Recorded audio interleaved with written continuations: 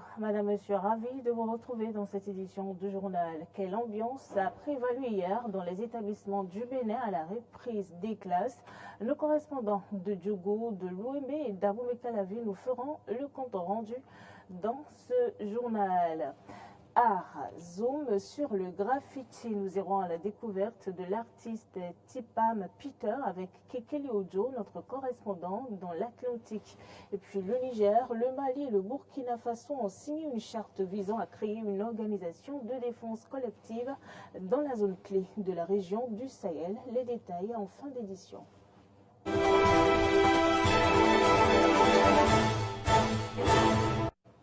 Bonjour, Madame, Monsieur. Merci d'avoir pris le rendez-vous de l'information sur Eden TV.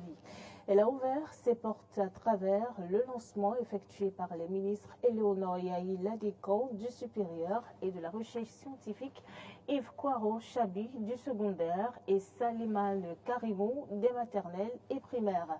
Elle, c'est bel et bien la rentrée scolaire 2023-2024 dont Porto Novo a eu ce lundi 18 septembre 2023 l'honneur d'abriter les cérémonies officielles de lancement. Retrouvons Prince Martial Agoliagbo depuis Porto Novo pour les détails. Pendant 2 lunes tout entières, la petite école a dormi. Maintenant, ce temps est fini ce lundi 18 septembre 2023. Et pour cause, écoliers, élèves, étudiants ont effectivement repris les cours. Pour preuve, les ministres Yves Chabi-Kwaro de l'enseignement secondaire, Éléonore Yahi Ladécan des enseignements supérieurs et de la recherche scientifique et Salimane Karimou de maternelle et primaire, chef de file des 3 ordres de l'éducation, ont effectué une descente à l'école primaire publique de Donouquin-Lissassi à Porte-Nouveau pour donner le top des activités académiques saison 2023-2024. Aussi, les établissements de Roussa, le lycée Béazin et l'Institut national des éducations physiques et sportives ont-ils été visités pour la même cause. Le chef de file des 3 ordres de l'éducation se réjouit de la bonne reprise des classes. On écoute Salimane Karimou. L'année scolaire et universitaire 2023-2024 a été effectivement lancée et a démarré effectivement. Ça, c'est l'un des défis que nous avons l'option de relever. Cette année, au moins ce défi-là, on l'a relevé. Vous avez vu, on a commencé par une école primaire. Alors, dans un endroit que vous avez découvert, et c'est la preuve que l'État s'intéresse à tous les enfants du Bénin, quel que soit l'endroit où ils se trouvent. Nous sommes partis de cette école-là où on a fait le lancement de la rentrée scolaire officiellement vers d'autres écoles. Et nous sommes allés au lycée Bianzin, vous avez constaté que les cours ont effectivement démarré. Ici, nous sommes à l'INEPS qui relève du supérieur. Et vous avez constaté avec nous que les choses ont effectivement démarré. Nous allons faire un bon compte rendu au chef de l'État. Nous allons faire un bon compte rendu au gouvernement. Et le gouvernement appréciera. Mais je suis sûr que nous allons recevoir, pour cette fois-ci, une bonne note. Pourquoi le défi est relevé.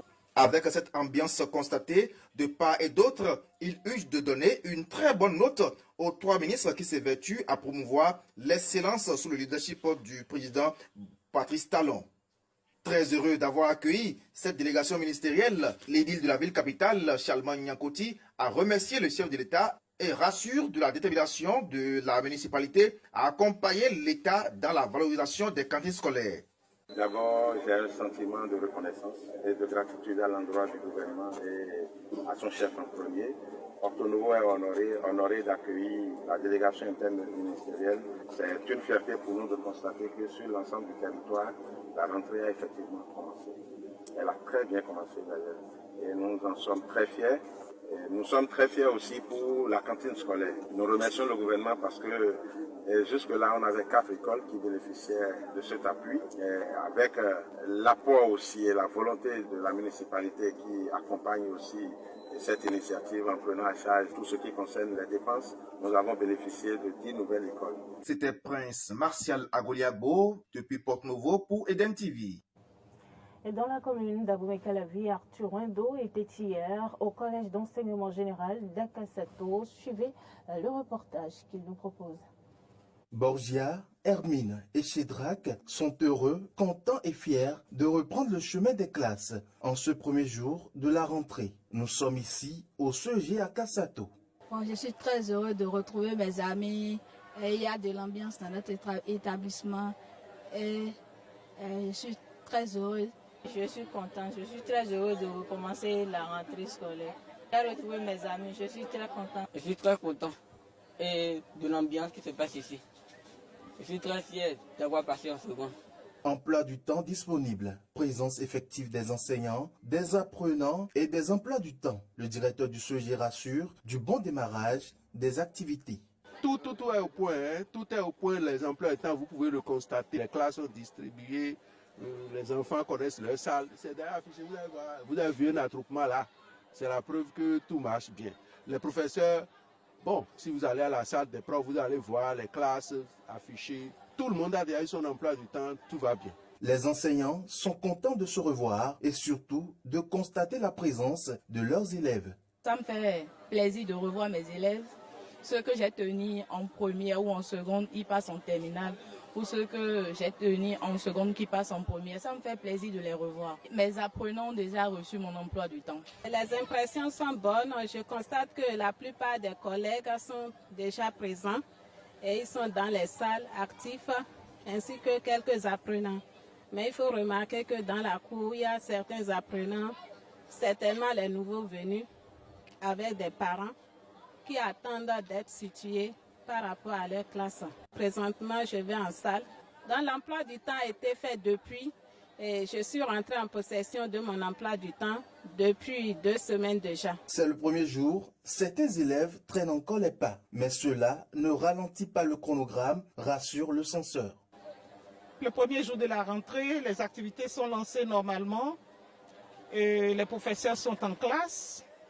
Les élèves que vous voyez dans la cour, ce sont ceux-là qui sont venus pour connaître leur situation, payer la contribution pour pouvoir se faire attribuer une salle pour pouvoir y entrer. Sinon, chacun connaît déjà son emploi du temps. Les élèves, leur emploi du temps est affiché. Depuis la semaine passée, ils étaient déjà venus pour s'enquérir de leur salle. Donc, c'est ça. Il y en a qui se lèvent, qui ne sont pas encore venus. Les professeurs sont là et les classes, les élèves ne sont pas venus. Mais on leur demande s'il y a un seul élève qui commence les activités. Là, les plus paresseux, qui se donnent encore de vacances, pourront rejoindre les rangs. La seule classe ici a démarré effectivement les cours est la 4e. Ceci vient tout de même prouver et attester du bon démarrage de la rentrée scolaire 2023-2024. Et quel est le constat de cette rentrée scolaire à Djougou, dans le département de la Donga? On va retrouver notre correspondant sur place, Ignace Aoubré, pour plus de précisions. L'ambiance de la rentrée scolaire ce lundi matin à Djougou branle-bas dans les cours des écoles. Les parents d'élèves et leurs enfants n'ayant pas répondu au rendez-vous de la pré-rentrée sont venus très nombreux ce lundi pour les formalités d'usage. Certains pour l'inscription de leurs enfants et d'autres pour les demandes de transfert. Premier lieu de notre constat, le collège d'enseignement général 1 de Djougou. Du côté de l'administration scolaire, tout est fin prêt, les emplois du temps et le matériel de travail déjà mis à la disposition des enseignants. Mais à 9 h ce lundi, la cour grouille encore du monde. Les élèves et enseignants s'entremêlent les uns à la recherche de leur salle de cours, toutes encore poussiéreuses et certaines sans mobilier. Aussi, les enseignants attendent-ils désespérément leurs apprenants pour démarrer les cours. Autre constat ici, les élèves présents ne sont pas vêtus de leur tenue d'école. Dans les écoles maternelles, la situation est encore plus déplorable.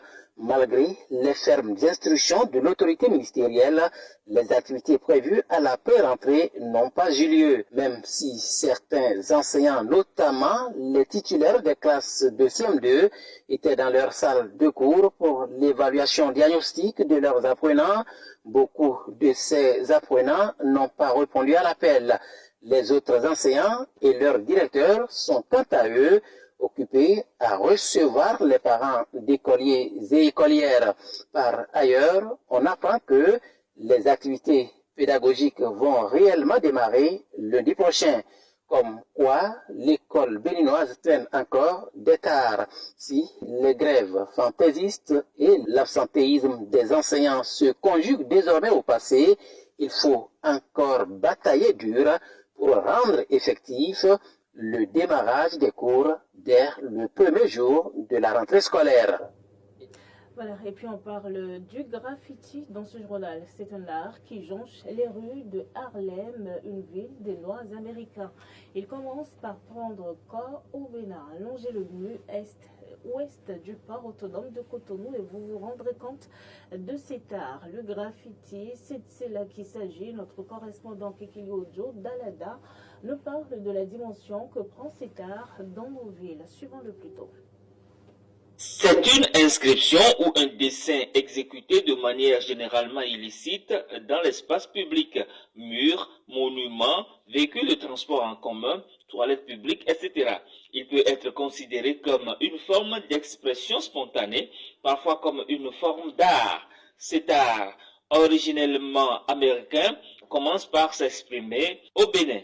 Surpris, en train de poser son empreinte sur un pan de mur du centre des loisirs d'Alada, Tipan Peter se prête à notre micro. Cet art, on le fait dans la rue pour pouvoir permettre à tout le monde de profiter de l'art. Parce qu'on a constaté que seuls ceux qui ont le moyen, ou bien ceux qui ont un salon, arrivent à s'offrir des toiles ou des décors à la maison, alors que, comme on le dit, l'art est une thérapie. Si l'art est vraiment une thérapie, ça veut dire que tout le monde a besoin de cette thérapie-là. Et si nous, les artistes, on ne traite qu'avec des gens qui ont le moyen de s'offrir notre art, ça veut dire qu'on met de côté une partie de la population. Donc, on décide de rendre ce art-là accessible à tout le monde. Donc, on fait des murs, des quartiers de nos villes, des musées à ciel ouvert. C'est un art qui date de l'Antiquité, mais à en croire l'artiste, il est éphémère. En quoi donc le graffiti est-il éphémère? Tipan Peter. Le graffiti en général, comme le travail que vous voyez là, c'est un truc, bon, si c'était comme aux États-Unis, là où est né le graffiti normalement, lorsque l'on a fini un travail comme ça, que c'est peut-être un mur public, quelqu'un d'autre peut avoir aussi une meilleure idée que nous. D'ici une semaine, lui-même il forme son équipe et il vient et il efface ça et lui fait quelque chose d'autre. On ne va pas en vouloir à cette personne parce que ce sont les règles de cet art-là qui se passent de cette manière. Nous aussi on peut encore revenir une semaine après, effacer pour eux et faire quelque chose d'autre. Donc ça se remplace de temps en temps. Le graffiti est un art qui attire beaucoup, plus d'un, mais qui nécessite un certain nombre de sacrifices, nous fait savoir l'artiste. Les gens s'intéressent à ça énormément. Le graffiti, c'est d'abord un sacrifice. Toi-même, tu prends ton argent, tu peux acheter du matos, tu viens faire un truc et pour que les gens puissent avoir accès à ton travail. Tipan Peter fait partie de ceux qui ont décoré le mur du port autonome de Cotonou. Ouais, sur le mur du port, j'ai mon œuvre, c'est moi, j'ai travaillé sur les Egungun, à côté des Vaudounsins, en même temps et à côté du Zemidiaman. Je suis entre le Zemidiaman et les Vaudounsins. Donc la scène de Egungun de Agbano avec un AD, des mariés, des spectateurs, c'est le travail de mon équipe. Si le graffiti est destiné à être vu, l'opinion que l'on en a dépend essentiellement du contexte. Kekeli. Actualité en dehors du Bénin. Les régimes militaires au Mali, au Burkina Faso et au Niger ont signé samedi 16 septembre une charte établissant une alliance défensive. Quels sont les fondements et les visées de cette alliance? Suivez le reportage de nos confrères de RT. Ces trois pays ont signé ce nouvel accord alors que la CEDEAO menace les autorités militaires du Niger de recourir aux armes pour rétablir au pouvoir l'ancien président Mohamed Bazoum, renversé par un coup d'État en juillet 2023. Le pacte stipule clairement que toute atteinte à l'intégrité territoriale d'une ou de plusieurs parties contractantes sera considérée comme une agression contre les autres parties. Selon l'accord, tout autre pays partageant les mêmes caractéristiques géographiques, politiques et culturelles peut rejoindre l'Alliance des États du Sahel. Il faut dire que la vision politique de cette organisation est aussi de se positionner contre le néocolonialisme de la France, qui a été forcée de retirer ses troupes du Mali et du Burkina Faso. Celle-ci est maintenant pressée par les autorités nigériennes de retirer ses troupes et de rappeler son ambassadeur. En France, la première ministre Elisabeth Borne a annoncé l'autorisation de la vente à perte sur les carburants. L'objectif serait d'inciter les distributeurs à baisser davantage les prix en hausse cet été. La mesure va s'appliquer pendant quelques mois. Regardez. Face à la flambée du prix des carburants, la première ministre Elisabeth Borne annonce la mise en place d'une mesure interdite depuis 60 ans en France. À partir de décembre, les distributeurs vont en effet pouvoir vendre du carburant à perte, c'est-à-dire en dessous du prix d'achat effectif.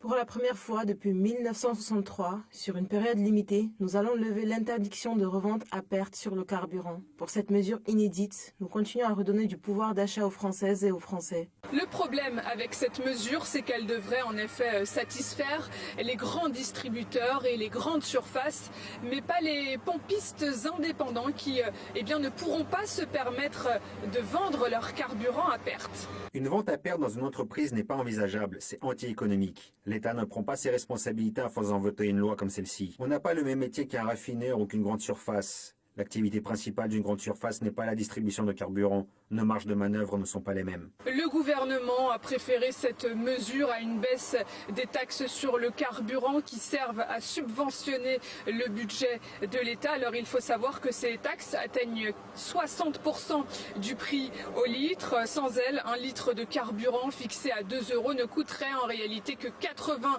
centimes aux consommateurs. Les consommateurs, justement, de leur côté, restent dépités, mais attendent de voir justement si cette mesure sera efficace. Quand on voit des grosses structures comme Total, je pense pas qu'ils vendront à perte. Enfin, on a vu qu'en Covid,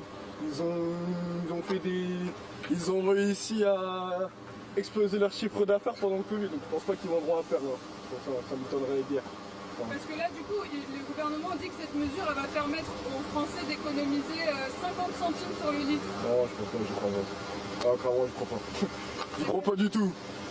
S'ils sont en perte, j'y crois pas du tout. Pour l'instant, il n'y a que nous, on est en perte dans cette histoire. Donc voilà. On verra. C'est le 10 décembre, on verra ce que ça va donner. Mais pour combien de temps? C'est ça la question. C'est pas. Parce que si c'est juste pour. Si c'est une offre juste de lancement pour 2-3 semaines et après, c'est toute l'année qu'on a besoin de ce genre de situation, de ce genre d'événement. À voir, je ne sais pas quoi vous dire en fait. Coupe de production de l'Arabie Saoudite, baisse des exportations de la Russie et prévision d'une pénurie à venir de pétrole au 4e trimestre. Le gouvernement ne cesse de rappeler les causes extérieures de cette hausse qui fait tant de mal au porte-monnaie des Français. Madame, Monsieur, c'est la fin de ce journal. Merci de nous avoir suivis. Retrouvez-nous sur l'ensemble de nos plateformes digitales avec l'identifiant Benedel TV.